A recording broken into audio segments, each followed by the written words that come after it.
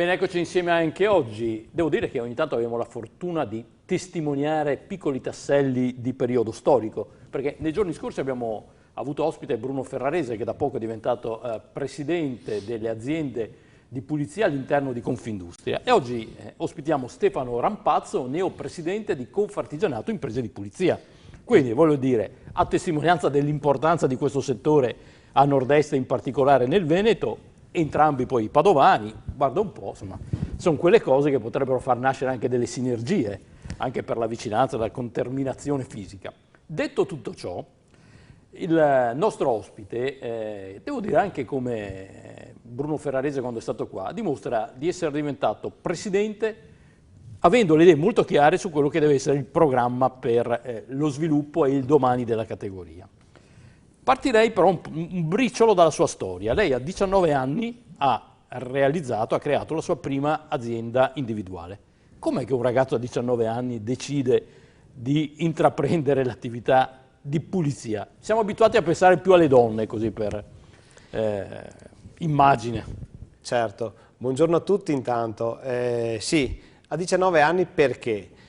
Perché è stato il viatico di mia madre che lei a suo tempo faceva pulizie, è partita con l'Università di Padova e di lì a poco, soprattutto puntando sulla qualità del servizio, perché l'impresa di pulizia per noi è un servizio, abbiamo aumentato il fatturato, abbiamo aumentato il nostro business e quindi io mi sono instradato per questa strada che mi ha portato dove sono tuttora. Ah certo, lei è diventato un signor imprenditore, però come in altre categorie c'è un problema di affermazione sociale. A 19 anni dire cosa fai nella vita? Pulizie. Per me è stato importante rispondere sono un imprenditore nel ramo dei servizi e soprattutto nelle pulizie in genere, ma anche nelle specializzazioni delle pulizie, perché come ben tutti voi sapete ci sono le pulizie generali, ma ci sono anche le pulizie particolari, parlo di superfici un po' specifiche tipo il cotto o altre situazioni, marmi eccetera eccetera, quindi noi abbiamo voluto puntare soprattutto sulla specializzazione e questo ci ha portato successivamente negli anni ad aprire un'altra attività sempre nel ramo delle pulizie e con dei risultati che per noi sono soddisfacenti. Ciò che mi ha colpito nel comunicato stampa in occasione della sua elezione è il tono assolutamente propositivo, non c'è nulla di rivendicativo. Lei ha fatto un'analisi, dice le soluzioni che sono alla nostra portata sono queste, senza appellarsi come sempre alla politica. E dice, ad esempio, il futuro del nostro settore, parliamo delle imprese di pulizie, dovrà comportare il facility management. Significa? Lei lo traduce, ma sì, è una cosa semplicissima. Noi dobbiamo essere, secondo il mio punto di vista, a disposizione del nostro cliente. Più noi apriamo il nostro campo d'azione, più il cliente si fidelizza e quindi ha necessità della nostra presenza, quindi non soltanto per quello che riguarda la pulizia in genere, ma bensì anche nei trattamenti e poi quello che può essere anche tutti quegli altri servizi accessori che un'azienda, soprattutto come deve essere nel facility management, deve dare ai propri clienti per soddisfarli in pieno. Tipo la guardiania, tipo anche manutenzioni sul giardinaggio, tipo che ne so, piccole manutenzioni, anche di tutti i giorni, una banalità, il cambio semplicissimo di una lampadina, il cambio semplicissimo di una serratura. Il cliente, se ha un unico riferimento, è più facilitato e per noi è soltanto business. Certo, ma uno dice cambiate pelle però. Non cambiamo pelle perché la nostra priorità è diventata sempre un'offerta di servizi, una società di servizi a 360 gradi. Esatto, sì. Però noi partiamo sempre, la nostra specializzazione è sempre la pulizia in genere e i trattamenti in particolari. Però i trattamenti sono l'igienizzazione dei locali. L'igienizzazione dei locali, trattamento di superfici, igienizzazione anche dei condotti d'aria, dei termoconvettori, tutte queste cose qui. Per noi è importante dar sempre risposte immediate al cliente, perché se siamo così il cliente ci vuole, tra virgolette, bene.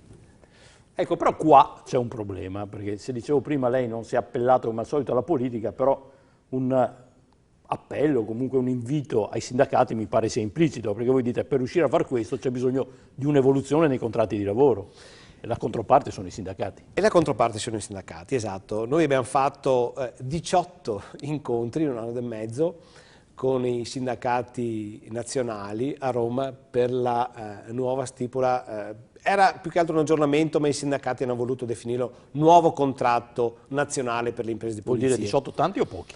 Tanti, tanti, sono molti gli incontri che abbiamo fatto, anche perché si voleva, soprattutto dalla nostra parte, quindi dalla parte datoriale, riuscire a dare un contratto diciamo così importante per noi imprenditori, ma che avesse un significato molto importante anche per i nostri collaboratori, perché noi non abbiamo collaboratori così, diciamo così, lasciati un po' alla mercé. Sono collaboratori che lavorano vicino a noi, fianco a fianco, tutti i giorni, dalle 5-6 di mattina alle 10 di sera.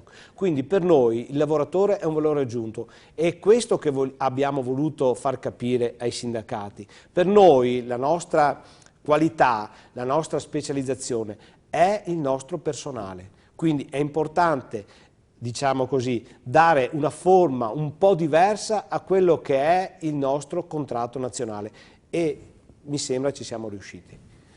Questo è stato il primo suo successo come Presidente nazionale? Esatto, questo è stato il mio primo successo. Ho seguito l'avvertenza appunto per un anno e mezzo e diciamo sì, questo è stato il mio successo e quindi mi ha portato poi anche alla carica, diciamo così, nazionale. Lei non evita di affrontare anche le criticità, ma anche in questo devo dire con un piglio diverso, perché lei riaffronta un problema atavico per la vostra categoria come per altre, Sì. che è quello degli appalti pubblici al massimo ribasso. Ma oltre a dire bisogna che cambi la normativa, perché immagino che questo sia implicito, lei dice dobbiamo riuscire a superare questo ostacolo proponendo dei servizi specializzati. Esatto. Corretto? Correttissimo. Lei li chiama servizi di supporto, forse sono quelli che lei ha accennato prima, certo, ma anche il green cleaning. Green cleaning, si parla molto di ecosostenibilità. Noi vogliamo affrontare in primis questo argomento perché utilizzando materiale chimico è chiaro che noi siamo, diciamo così, degli operatori che devono fare molta attenzione a questo aspetto. Quindi vorremmo che questa sensibilizzazione che stiamo portando all'interno delle nostre aziende, quindi sulla ecosostenibilità, fosse recepita anche e soprattutto dalle stazioni appaltanti. Quindi per noi è importante non tanto recriminare su quello che è stato fatto nel futuro, ma guardare avanti e quindi dare così la palla in mano agli enti appaltanti e dire: signori, noi siamo specializzati in questo modo, siamo certificati in questo modo, a voi la scelta. Cioè, o noi o chi applica il prezzo più basso. Che spesso nel vostro settore vuole dire portatore di rogne, soprattutto per i lavoratori. Esatto, soprattutto per i lavoratori, perché vorrei ritornare sul discorso di prima, per noi i lavoratori sono il nostro valore aggiunto. Altra questione, ho intessuto le sue lodi prima, qua mi pare perfino ingenuo però, perché una delle criticità che lei evidenzia è il ritardo nei pagamenti da parte delle amministrazioni pubbliche. La soluzione è rivolgersi all'organo legislativo per interventi nel merito. Sempre loro però sono. Certo, è sempre la pubblica amministrazione che non vi paga, quindi dite, insomma, fate le leggi. Mi pare che le leggi, fra l'altro, ci siano, ma in questo caso sono i primi a non rispettarle. Bravissimo. Purtroppo il recepimento di queste normative europee sui pagamenti, ahimè, non sono rispettate a livello nazionale.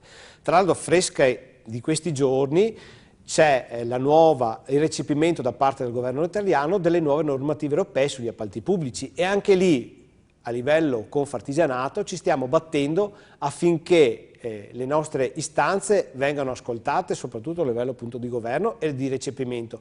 C'è una commissione a livello nazionale che sta valutando queste nuove norme e siamo fiduciosi che la nostra voce venga ascoltata, insomma, ecco. Ma sai, mi ricorda quando si diceva che in Italia quando non si vuole risolvere un problema si crea una commissione. E qua mi pare che per non risolvere il problema dei pagamenti facciamo leggi su leggi, perché a memoria, mi pare già anni fa, era stata varata una legge che entro 90 giorni bisognava saldare i conti, insomma. Sì, il nostro lavoro di associazione e quindi Confartigianato è proprio questo, quindi di continuare a battere, diciamo così, in maniera martellante questo aspetto, perché le leggi ci sono, manca soltanto il recepimento e purtroppo non abbiamo alternative, dobbiamo insistere affinché veniamo ascoltati, insomma. Consci che state chiedendo al boia di impiccarsi, però. Sì, però fino a un certo punto, perché secondo me se ci fosse una regolarizzazione, soprattutto nei pagamenti, sarebbe tutto molto certo. più semplice e quindi anche l'ente appaltante sicuramente avrebbe più risultato, soprattutto per quello che riguarda il nostro lavoro, insomma. Anche perché, e qua chiudiamo, immagino che anche lei avrà qualcosa da dire sulla pressione fiscale. Mamma mia, chi non ha qualcosa da dire sulla pressione fiscale? Noi combattiamo tutti i giorni affinché i nostri conti quadrino all'euro, perché è importante giustamente rispondere così al nostro partner di maggioranza e quindi lo Stato italiano come da legge e come di dovere. Lei lo chiama è chiaro partner, che c'è chi lo chiama azionista. abbiamo un socio occulto, no? Esatto, esatto. Però è chiaro che anche da parte nostra è difficile tutti i giorni rispettare quello che sono tutti gli obblighi, perché effettivamente sono tanti e questo, diciamo così, soprattutto a livello fiscale, ci impegna in una maniera incredibile. Noi auspichiamo come sempre, ma come tutti si auspicano, che il governo intervenga in qualche modo per agevolare soprattutto noi piccoli artigiani, perché siamo il tessuto connettivo economico dell'Italia, siamo il 90% dell'economia italiana ed è giusto che abbiamo un riconoscimento da chi ci governa. Grazie, devo dire che anche aver chiamato partner lo Stato dimostra la positività del suo approccio. Insomma, buon lavoro, facciamo il tifo per lei. Grazie a Stefano Rampazzo, che ricordo essere il neopresidente nazionale di Confartigianato Imprese di Pulizia. Grazie a voi, a domani. Buongiorno.